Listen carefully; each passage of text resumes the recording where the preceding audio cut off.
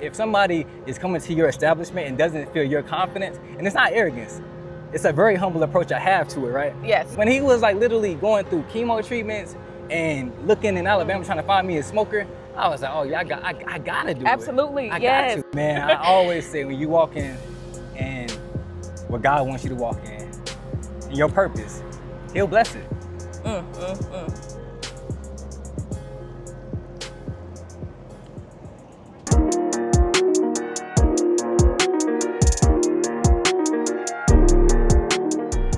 My name is Clayton Vaughn, the owner of the Generational Smokehouse.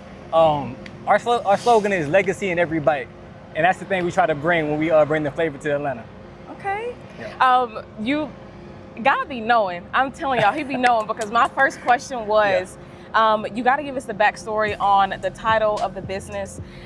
When I see Generational Smokehouse, it's giving timeless. I think of class, and it definitely feels like a nod to family. So when you just said that just now, my question is, elaborate on how you came up with the name. Yeah, so I'm gonna tell you how we got started. So 2024, I was coaching my daughter's softball game, right? And so I was walking through a park, and like literally I see other vendors there. Like I never had a thought of like cooking, serving, vending, none of that, because I have a really good day job, right? And so my father-in-law was battling cancer in 2024. Sorry to hear that. And literally he called me. I was working out in my garage. He called me. He was like, "Hey Clay, I think we should start a barbecue business."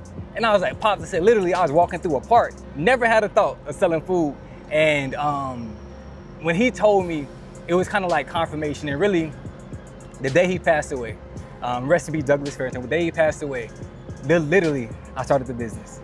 Wow. And that's how we got the slogan Generational Smokehouse. It was more than just food. It was more so about, I think I met a man that was at the end of his life, and he was like trying to start his business. And when I saw that he didn't finish what he wanted to start, I was like, oh, I gotta pick that up. Right. And so I want my girls, I want my daughters to be able to eat off this. You know, I want, I'm the one starting it. So, you know, it's a little bit harder, you know, starting the business at first, but I'm excited to see what God does with it. Absolutely. Sure. That is amazing of a story. And you did a wonderful job picking such a impactful name for your business. Like I said, I know whenever I see Generational Smokehouse, the first thing I think of is timelessness, class, and it felt something that family was involved in it somehow. And you explaining that it had much of a deeper description, explanation than I could have even thought of. For sure. I love that for you though. And we got to talk about your social media. Okay.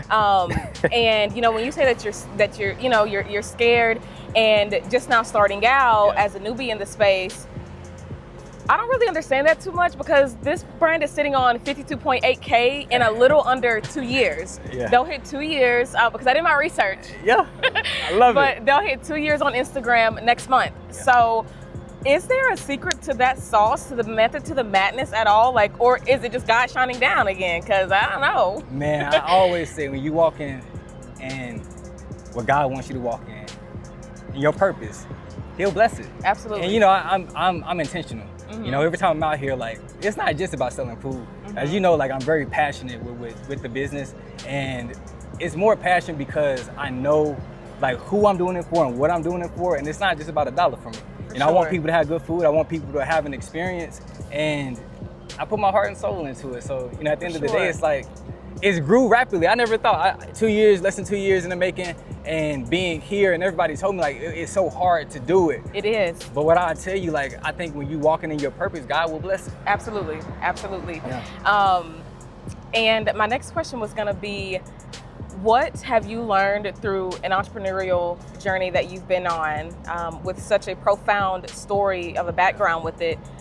What did you learn that may have took you by surprise? Because we have all these dreams and aspirations and these ambitions, which is great. Having the drive and the wherewithal to want to put in the effort and do the work, you need it. But what have you learned that was like, okay, I wasn't expecting this, and how did you pivot in that moment? The biggest thing I learned is, you know, you got to take every day as it is, every event as it is. You know, some people start the business, I want to get to 100,000 followers, I want to make this amount of money. It was never about none of that for me. And so the biggest thing I learned though was that you got to be your biggest critic. Mm-hmm. You know, you can't wait for customers to say, oh, you're not doing this right, you're not doing this right. I'm gonna tell you, every time after an event, I'm analyzing, how did the event go? How did my staff do? How was the food? I'm gonna tell you, if I know something going on with the food, I'm gonna know before you know. Right. And that's okay. the thing, and if I know it's not something that, if I know I could have critiqued a little bit better here or tweaked the cook time there, I'm going back to the drawing board and I'm doing it. But that's my biggest thing. I think for me, it's just, you gotta be your biggest critic. For sure. Because if you want people to invest in you and to support your brand, you can't just give people mediocre, food. Absolutely. And I think a lot of people nowadays in the food industry, like everybody's out here doing pop-up events, everybody's out here like selling a product, but I don't think they're putting enough quality over the quantity. Absolutely. Yeah, and that's the thing. Once I sell out, I can't make no more food for that. Yeah. I totally agree with what you're saying. And when you say be your own biggest critic, Yeah. I immediately think of word to Beyonce, because she's the hardest on herself and she works herself to her core. And I feel like it's definitely a testament to your social media. Speaking on that again, they have a very professional, clean social media presence overall. Like, you don't see, and no shade at all to anyone that does content in the way that they do, because it's literally content creation. Every content creator, in whatever facet you do it, business owner, or if you're a pure content creator, everyone does it differently. But I think it says a lot too that you do keep your content very clean, family, professional, it's straight to the point. And I gotta make a point to say, most of the watermarks on all their videos say best smoked oxtails in Atlanta. So you already know that sets the bar very high, and the judgment scale for that is going to be up there. Okay. Yeah. But my next question is, 2 pieces of advice I would like for you to share insight on with everyone. And because you're so fresh in the food industry business, I think it'll be really good to get your insight on it. Yeah. Because a lot of people that I think we work with, for the most part, they've been 4+ or so years in the game. Yeah. So getting a fresher perspective will be strong. Number 1 is, what piece of financial advice do you have to share to someone starting out, may not even know what they're doing, or hope to be in the position that you're in today financially? Yeah, you gotta scale your business. Okay. You have to scale your business. And as you know, like when we started, we didn't have this trailer.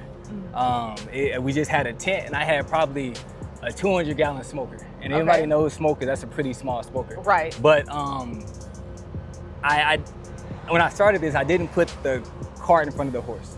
And why I say that is I'm gonna be honest with y'all, I didn't leave my day job. I still have a day job. Okay. So I was straight cash with my business. So I wasn't feeling the pressure of, oh, I have to make this amount of money to make ends meet for the business. The only thing I battled with was time. Because having 9 to 5 and working something working a side business, I mean, with cooking barbecue, like you only have so many hours in a given day to smoke meat. Right. And so I did lose sleep within the first couple of years starting the business, but at the same time, I mean, that's the hustle and bustle of it. Yeah. Since I was a kid, I grew up, cutting lawns to get a bike. I knew that hustle from a young age, and so when I started this, it was like, okay, I know I got to grind, I know I got to build it, but also let me scale it, and that's when I, over time, I've continuously scaled the business up. Gotcha. Yeah. This was not a part of one of my questions, but as we've been having this thorough conversation, it has come up now.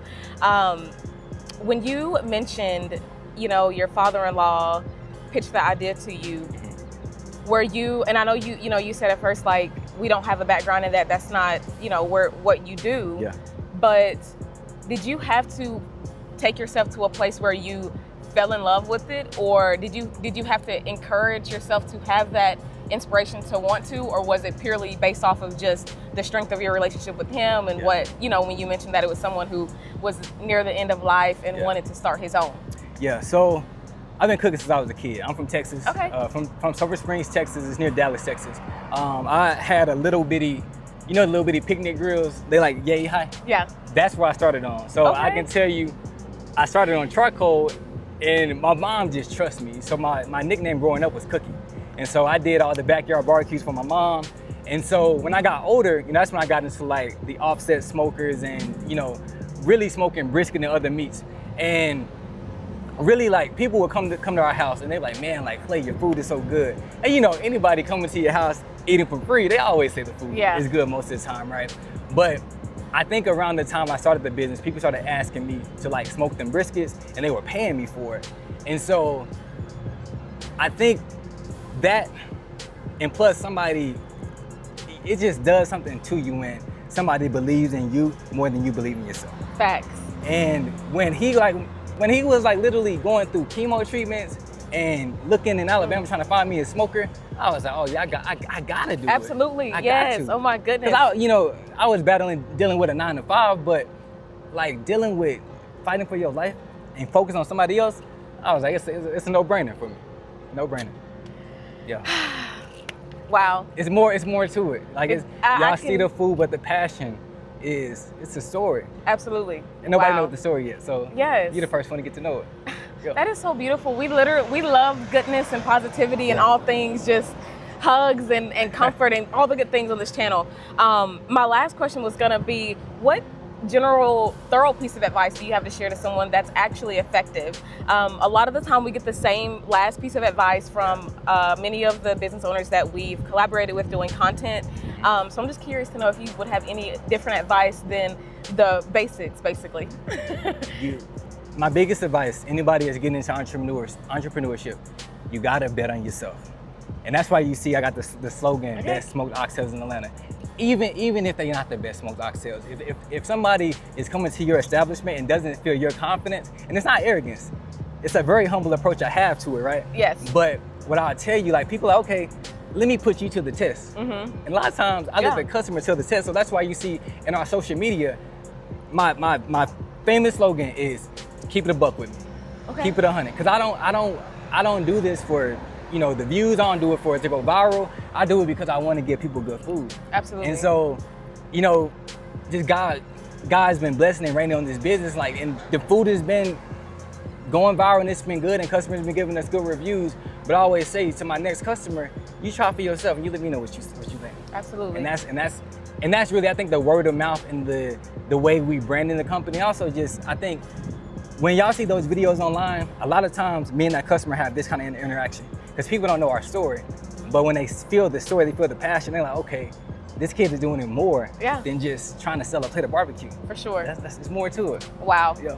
I'm not speechless on this channel usually. I'm not a woman of few words typically, but wow, this is so refreshing. And no shade to anybody else that we've worked with in the past, but that is a testament to you. And I think you should, definitely be giving your flowers in that sense because, the integrity portion and really speaking through food, letting your food speak for itself and not just doing a bunch of talking, which I'm sure you won't even have to do that too much.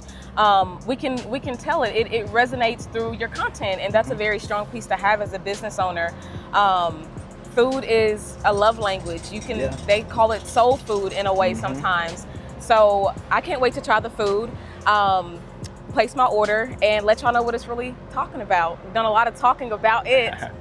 As I always say, you got to keep it a buck with us. Yes, and I'm definitely going to. Yeah.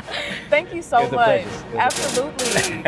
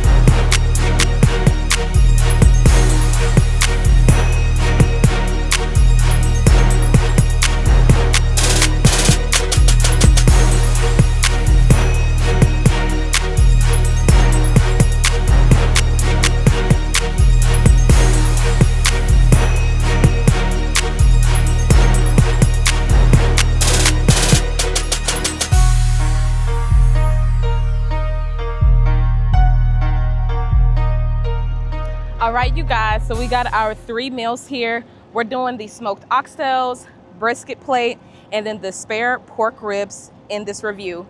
Okay, like I told y'all, their slogan or watermark on every video, most videos, is best smoked oxtails in Atlanta. Now, like he said, even if his might not be the best, it's the belief that he has, but this is a food review. So When it comes to the best smoked oxtails, I'm looking for smokiness. I'm looking for tenderness. I'm looking for moisture. Who wants a dry oxtail, okay? And I'm looking for flavor that is just out of this world, okay? So that's where I'm gonna get started first. And, all right.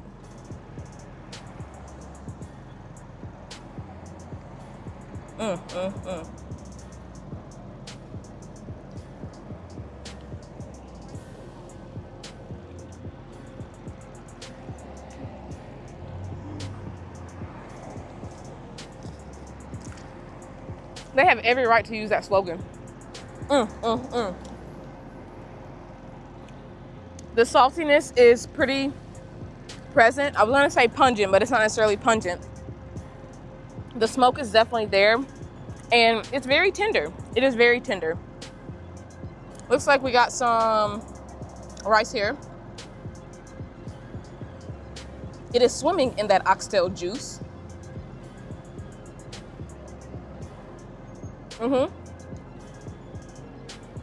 Rice is rice. Just don't cook it too short, and then don't cook it too long because it'll be mushy or hard, but they got that right on the money. I'm happy with these. I've been thinking about these since last night, knowing that I was coming here. Thank you. Cucumber mint. Cucumber mint, okay. This is yours. This is my husband, Robert. Hey there. I was on a generational smokehouse. Go ahead and finish. Oh, okay. This prince right here, I was just introducing you guys. I gotta go back, but this is yours. Thank you so much. Make sure you see the first two. Yes, it's generational smokehouse. The oxtail plate, and then the brisket, and then the pork ribs. Okay. I'm so healthy during the week. I got Nah, we're going out of something there. These are real green beans, y'all. They're not out of the can. Y'all see there's stems on this one here, but they are fresh, they are real, and they're not out of the can. So let's see what they hitting on.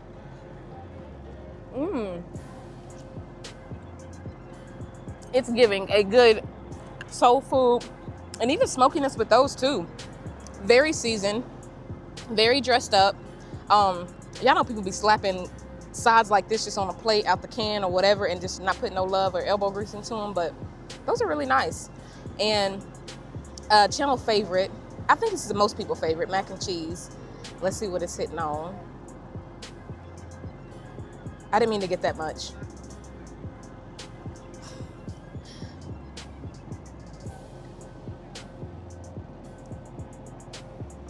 Heavy on the cheese side. It could have used a little bit of salt, in my opinion, but it's very good. You got a golden brown crust here on the top, so they browned it on the top to perfection, but it is cheese all throughout. You're not getting no dry pasta, and the cheese is very creamy. Okay, generational. I like that a lot. This, I was most excited for their dino rib. They're not serving it today, unfortunately. As you can see by my face, a lot of disappointment with that. It's one of my personal favorites. But let's get into this brisket right here.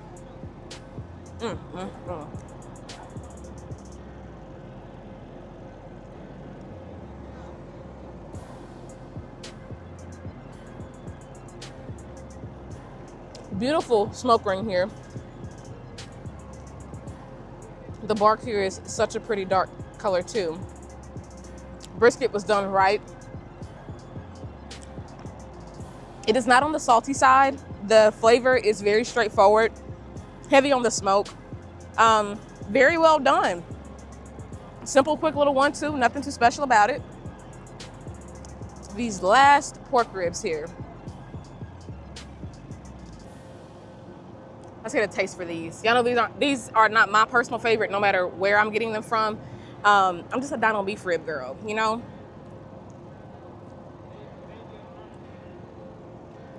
Okay.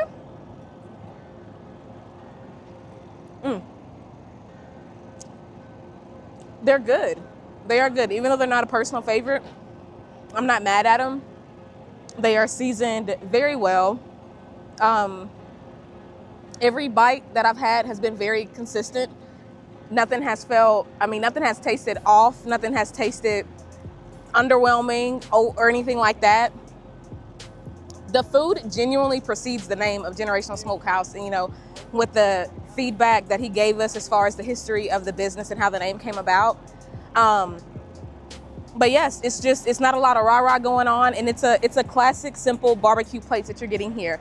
So if that is definitely your beat jam, y'all need to make sure that you catch them at their next pop-up, get them for your next event that you need catered, and let them take care of you and your crew, okay?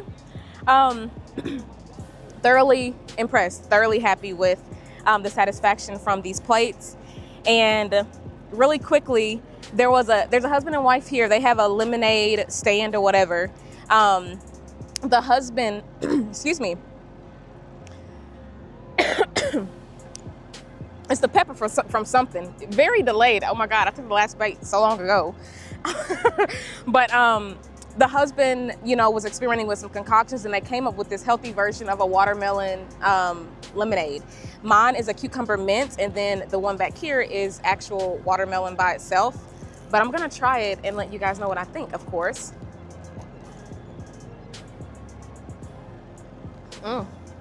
Very refreshing, very refreshing.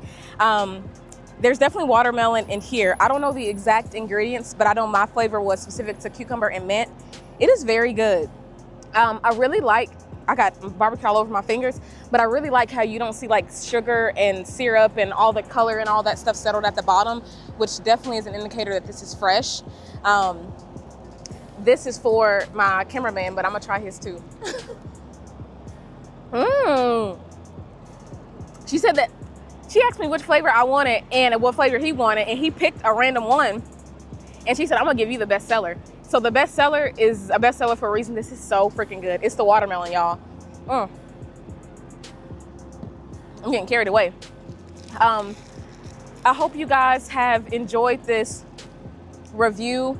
I hope you guys have learned so much about Generational Smokehouse, and you guys genuinely felt in your heart, you know, the genuineness and authenticity of Clay, the Generational Smokehouse pitmaster and business showrunner here. And these are the businesses that we want to support. These are the ones that we want to see grow and progress and have all the good sales. So make sure you check out their Instagram, where they're going to be next. And I will catch y'all in the next Pretty Girl food review. I'm going to blow y'all some kisses with some barbecue. Peace.